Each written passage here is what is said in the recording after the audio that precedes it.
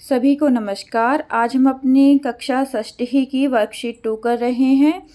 इसमें भी बेटा अकारांत पुल्लिंग के बारे में हम बात करेंगे। इससे पहले हमने वर्कशीट फर्स्ट की थी और उस फर्स्ट वर्कशीट में हमने क्या देखा था कि जिन शब्दों के अंत में आ स्वर होता है वह सभी अकारांत शब्द होते हैं, ये हमने देखा था।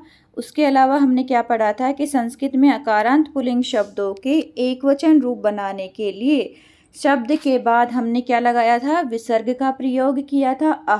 आहा में जो है वो विसर्ग का प्रयोग किया था, जैसे रामः, बालकः, सेवकः, छात्रः, ठीक है, आसन्दः, चषकः, ये हमने प्रयोग किए थे। और एक वचन की क्रिया बनाने के लिए अंत में ती का प्रयोग हमने किया था, जैसे बालकः हस्ति, बालक हंस रहा है, छात्रः लिखती, ठीक है, गायकः गायति, ये सारे हमने बेटा उसमें किए थे वर्कशीट में। अब हम क्या करेंगे, अब हम द्विवचन के बारे में जानेंगे।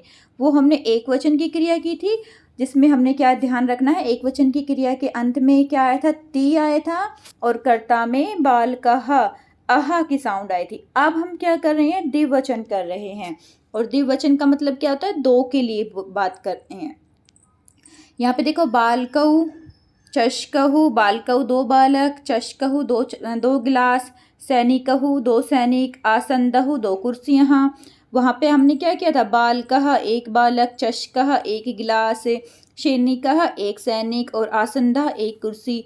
अब हम यहाँ पे क्या कर रहे हैं, बालकऊ दो बालक, चषकहु दो गिलास, सैनिकहु दो सैनिक, आसंदहु दो कुर्सियाँ। अब यहाँ पर किसकी साउंड आ रही है, औ औ औ की साउंड आ रही है ना। देखो, बालक तो एज इट इज़ है, फिर हमने औ की मात्रा लगा दी, यहाँ चषकः औ की मात्रा लगा दी, सैनिकऊ, आसंदऊ। तो यहाँ पर आप क्या देखोगे कि हमारे यहाँ पर सब में क्या आ रही है, औ की मात्रा आ रही है, ठीक है। तो अकारांत के जो शब्द हैं बेटा, द्विवचन बनाने के लिए उसके अंत में हम क्या लगाएंगे, औ की मात्रा लगाएंगे, ठीक है। यहाँ पर हम औ की मात्रा लगाएंगे, जैसे बालक है एक बालक के लिए है तो बालकऊ दो बालक के लिए होगा, वृक्षः एक वृक्ष के लिए है तो वृक्षहु दो वृक्ष के लिए होगा, छात्रः एक के लिए है तो छात्रहु दो के लिए होगा। अब यहाँ पर जो अंत में क्या लिखना है हमने, उसमें तो अंत में क्या था, कर्ता में हमारा आहा था और क्रिया में हमारे पास ती था बेटा। अब यहाँ पर कर्ता में हमारे पास औ होगा और क्रिया में हमारे पास तह होगा, ठीक है। एक शब्द रूप मैंने आपको याद भी करवाया था, पठती, पठतः, पठन्ति, है ना, पठसी, पठता, पठत, पठामी, पठावह, पठामा। तो उन्हीं शब्द रूप को ध्यान में रख लो बेटा कि यहाँ पर अगर आपके पास औ आया तो हमने तह लगाना है। औ का मतलब द्विवचन हो गया, दो के बारे में बात कर रहे हैं, तो हम पीछे क्या लगाएंगे, क्रिया तह लगाएंगे, ठीक है।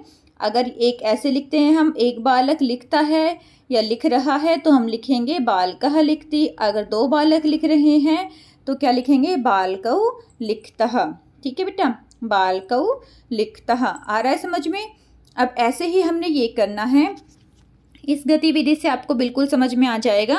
यहाँ पर मैं आपको समझा रही हूँ, लिख मैंने आगे रखा है, उसको आप स्क्रीनशॉट लेके अपनी नोटबुक में लिख लेना। यहाँ पर सिर्फ आप समझोगे बेटा।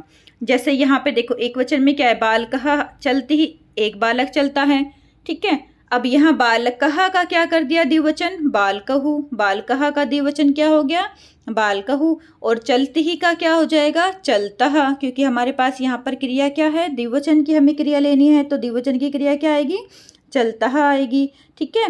बालकः का क्या हो जाएगा द्विवचन में बेटा, बालकहु, चलती के स्थान पर चलतः। बालकः चलती एक बालक चलता है और बालकहु चलतः दो बालक चलते हैं। ऐसे ही नेक्स्ट है, सैनिकः रक्षति, एक सैनिक रक्षा करता है। अब यहाँ पर क्या लिखेंगे हम, सैनिकौ रक्षतः, सैनिकौ रक्षतः, दो सैनिक रक्षा करते हैं। ऐसे ही यहाँ पर हमने लिखा है बेटा, छात्रः लिखति, एक छात्र लिखता है, छात्रः लिखति में क्या आ जाएगा, एक छात्र लिखता है। और यहाँ पर हम लिखेंगे क्या, छात्रहु लिखतः, दो छात्र लिखते हैं, छात्रहु ओ की मात्रा लगाएंगे हम, और यहाँ पे लिखते के स्थान पर क्या लिख देंगे, लिखतः।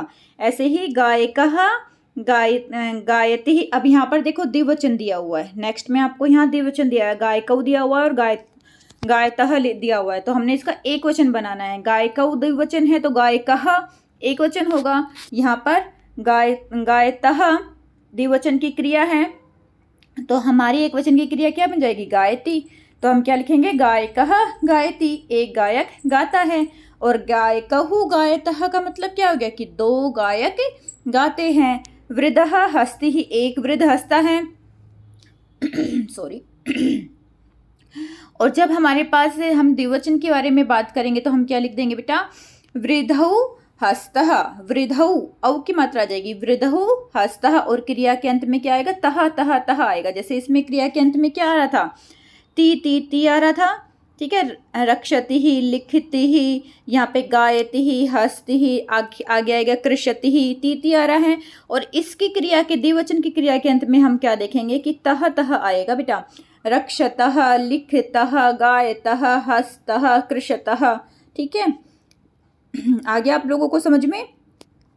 अब यहाँ पर क्या आ जाएगा, कृषकः कृषतिः, यहाँ पर कृषकः आ जाएगा और यहाँ पर कृषतिः आ जाएगा। ये मैंने लिखा हुआ है बेटा, आप इसमें से देख के अपनी नोटबुक में लिख लेना। बालकः चलतिः एक वचन का है, सैनिकः रक्षति ये भी एक वचन का है, छात्रे सारे एक वचन के, छात्रः लिखति, गायकः गायतिः, वृद्धः हस्तिः, कृषकः कृषतिः। अब द्विवचन में हम जाएंगे तो क्या हो जाएगा, बालकः चलतः, सैनिकः रक्षतः, छात्रः लिखतः, गायकः गायतः, वृद्धः हस्तः, कृषकः कृषतः। अब मैंने अभी अभी जस्ट बताया है, इसमें सब में क्रिया के अंत में क्या आएगा, ती आएगा। सॉरी, चलती, रक्षति, लिखती, गायती, हस्ती, कृषति। अब यहाँ पर जो द्विवचन की क्रिया हम बनाएंगे तो उसमें क्या आएगा, तह तह आएगा। चलतः, रक्षतः, लिखतः, गायतः, हस्तः, कृषतः। जो किसान है वो खेत जोतता है। एक वचन का हमारा कर्ता क्या होगा, उसके अंत में क्या आएगा, अह की साउंड आएगी हमारे पास। बालकः, सैनिकः, छात्रः, गायकः, वृद्धः, कृषकः। और द्विवचन के कर्ता में हमारे पास क्या होगा बेटा, औ की मात्रा आ जाएगी। जो हमारे द्विवचन का शब्द होगा उसमें औ की मात्रा आ जाएगी। बालकः, सैनिकः, छात्रः, गायकः, वृद्धः, कृषकः। तो मुझे लगता है आपको ये अच्छी तरह से समझ में आ गया है। फिर भी कोई डाउट है तो आप मुझसे पूछ सकते हो। ऐसे है ना बेटा, आपको अपनी मर्जी से 10 शब्द और बनाने हैं, एक वचन के लिखने हैं और फिर उनको द्विवचन में कन्वर्ट करना है। जैसे यहाँ पे आपने बालकः चलती लिखा है तो आप यहाँ पे लिख लो बालकः पठती, ठीक है। और उसका द्विवचन क्या बनाओगे, बालकः पठतः। इस तरह से बेटा आप 10 अपने आप भी बनाओगे और उसको अपने नोटबुक में लिख कर अपने टीचर को सबमिट करवाओगे। ओके बेटा, अपना ध्यान रखना।